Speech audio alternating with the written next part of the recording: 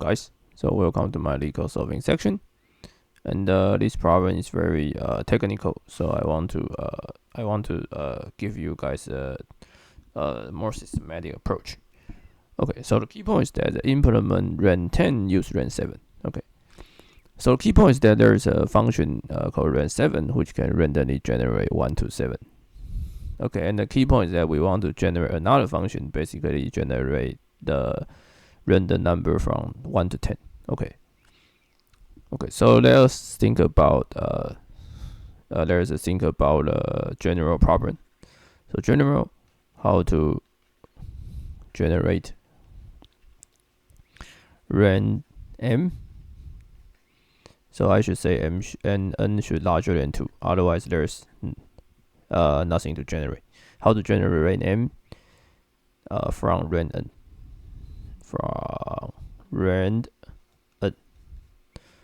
Okay, so the systematic approach, there are 3 cases. The first case is stupid. If n is m, then it's just trivial. Right, we can just read Rand_m just to equal to Rand_n. Okay, so the second case is also somewhat trivial. If n is larger than m. So basically, you have a function which can randomly generate 1 to n, and you want to generate 1 to n. Okay, so we can just write a function Rand m, just define to be Rand_n. Okay, so basically when you implement Rand_n, then you will get a function from 1 to n, and if this x is less than m, then less or equal to n, then we have the answer. Otherwise, we do it again. Okay, so that means we just randomly generate from 1 to n. Since n is larger than m, so if the output number is from 1 to m, then it's very easy that we just accept it. Otherwise, we do it again. And it's very obviously that this is random because Rand_n is random, so Rand_m is random. Okay, so these two are trivial.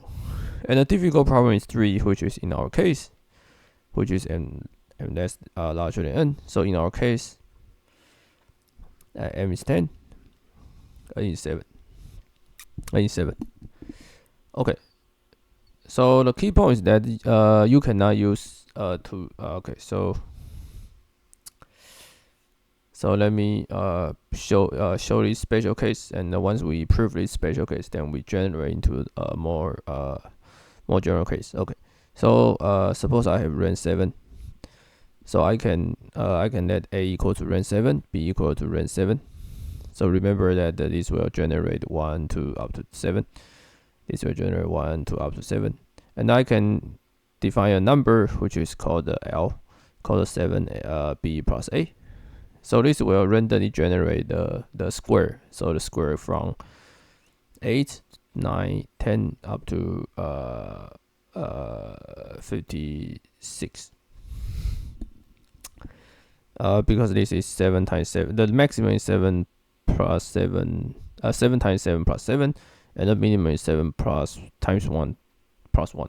Okay, so which is the block from 7, and randomly. So we can randomly generate this number. Right, we can randomly generate. Okay, and suppose I define minus 8, so I start from 0 to 49. Okay, but the key point is that we want to find 10, right? We want to find 10. So we want the output to be 0, 1, to be 1 to up to 10. So this is our key.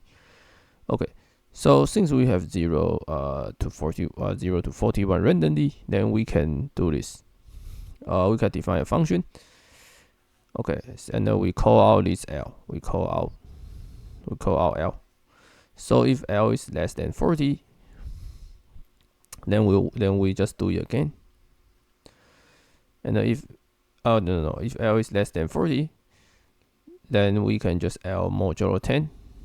So that means we only take the 0 to we separate 0, 1, 3 to 9 as the first group, and 10, 11, 12 up to 19 is the second group. So we have total 4 group. So we just L divided by modulo 10. So this is from 0, 1, 2 up to 9, and then we can add 1. So we will get add 1. We will get 1, 2, 3 up to 10. Okay, and if L is larger than 40, then we just do it again. So do it again means do this process again. Okay, so from this point of view, we can start from we can get Rand7 from we can get Rand10 from Rand7. Okay. Okay, so let's go back to see the code.